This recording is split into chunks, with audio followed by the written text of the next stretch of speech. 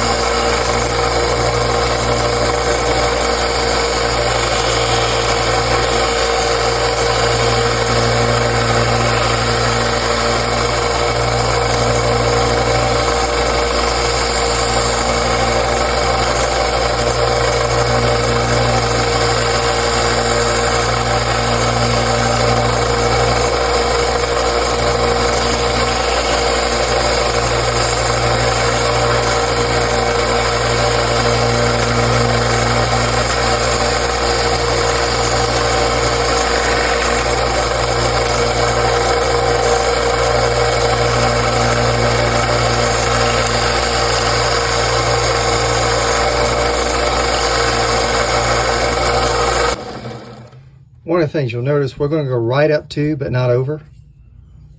When grinding this, again, we're just beveling it. We're going to bevel it right up close to that snap. But you see how much thicker that piece of leather is now that we've reinforced it. That's why you don't need too robust piece of a leather to repair a sheath like this. Because again, you don't want your flap too thick. You want it to, over time, get to where it bends and kind of becomes part of the old sheath. You can over-engineer something and it can kind of be detrimental to the whole thing. Again, not using too thick of a piece, or it's just like using too new of a fabric to patch old jeans or something. It'll pull away. So anyway, here we go. I'm gonna finish this out again, beveling up to, but not actually grinding or sanding into the old leather.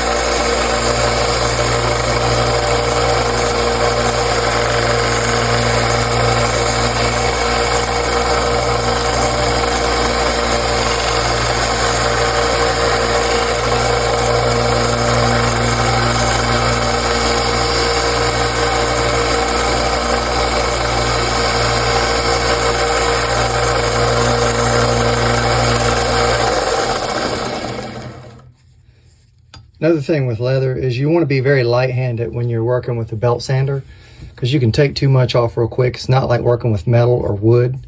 So if you notice, I'll go along the sheath, and then usually I'll flip it, because what happens is the grains or the fibers of the leather will get turned one way, you know, in this up manner.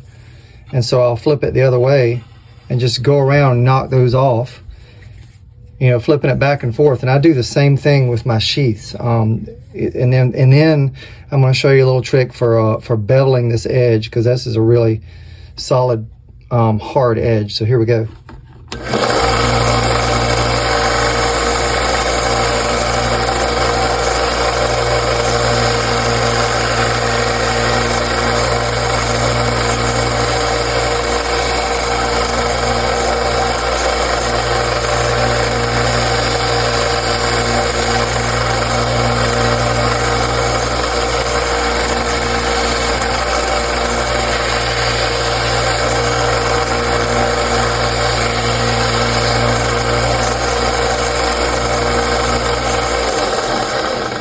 You see I lift it away. It's not the most advisable thing to do when you're because I did kind of angle up, and it could have gotten away from me there.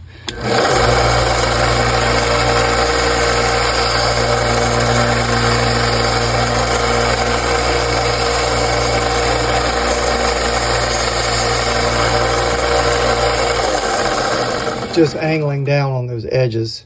Of course, like I said, not coming in at this angle with the leather, because it will snatch it the other way. Yeah, as you can see, it almost did the same thing and got out of control with me.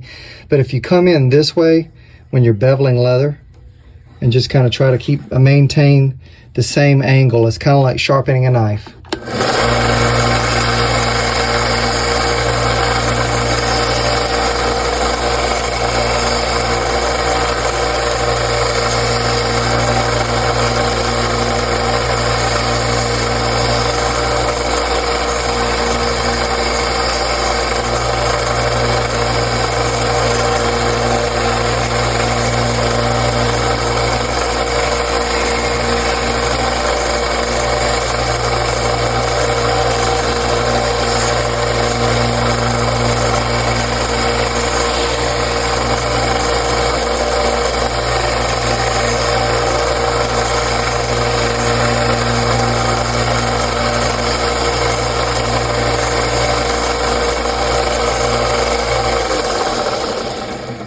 And that is the repair all done. Now what we're going to do is I'm going to let this completely dry. Like I say, it's dry, but I want to be able to handle it a little more. And we're going to clean this up, get a brush, clean out all the dust and fibers from sanding here.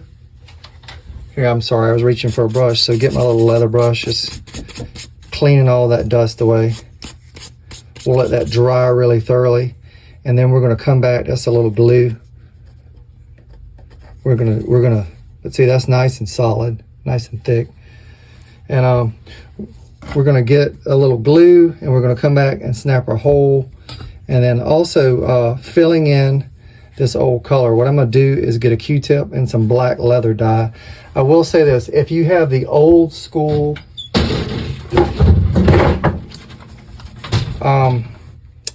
leather dye with the applicator, you can go back on black leather like this, and I'll show you right here. You can go back and see, you can color those edges without having to go and buy a leather dye. In fact, we'll just go ahead and do that all the way around.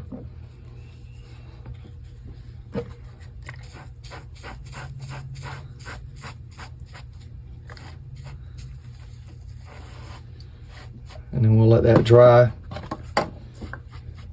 Now I'm gonna use, for the rest of this slip, I'm gonna use 5-inch. Sorry if I got off camera there. I'm gonna use 5-inch black leather dye, because I want it to soak in here. Some of the this is great for burnishing those edges. In fact, I do go back on my slips with that for that final, before I do that final burnishing, and I will actually use leather dye or shoe polish, just because of the beeswax and all that they put in it. But anyway, that's where we're at with it so far.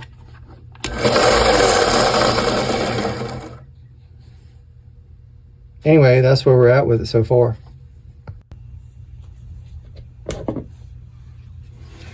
At some point, you're going to want to condition this leather.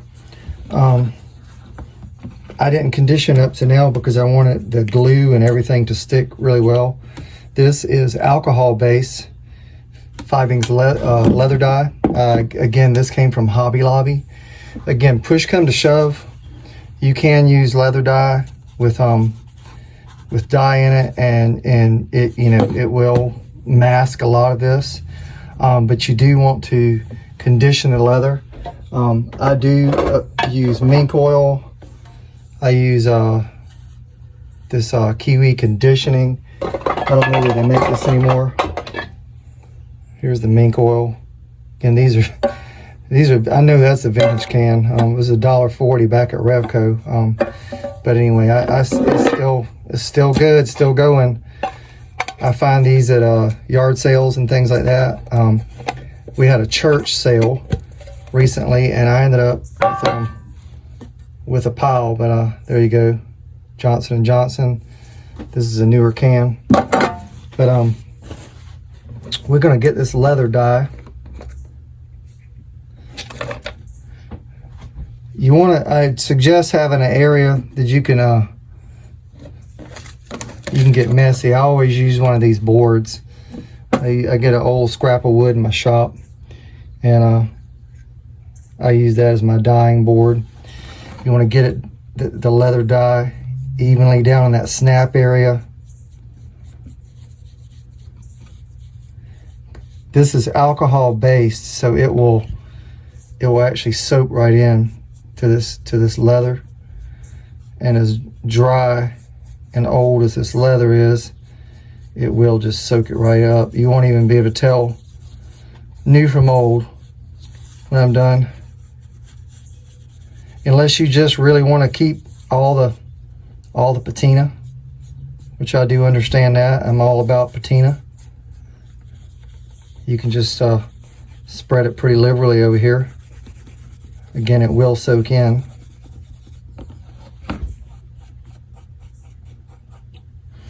And in case you were wondering, I don't use gloves. Occasionally I will, when I'm doing a lot of slips. Again, you want to just spread this out real evenly over it. It'll just soak right into the leather. See, there's that new leather. This stuff is about, if you're wondering price-wise, it's about,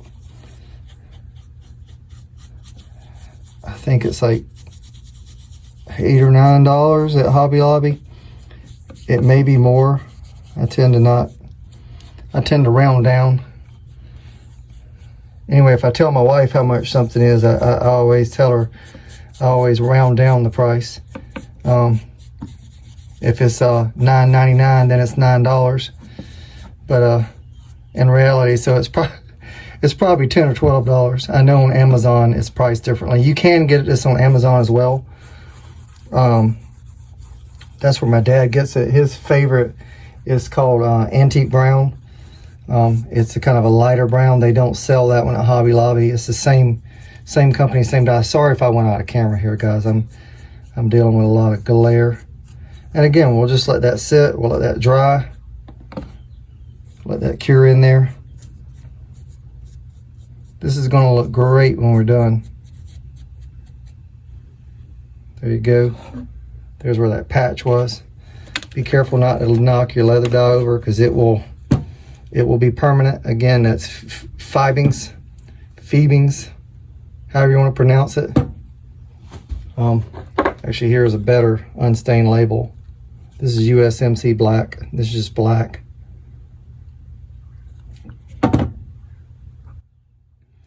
If you do happen to get this on your hands, which you see I do, I use a little Clorox cleanup, and when I wash my hands, I'm going to wipe some of this back, just a little bit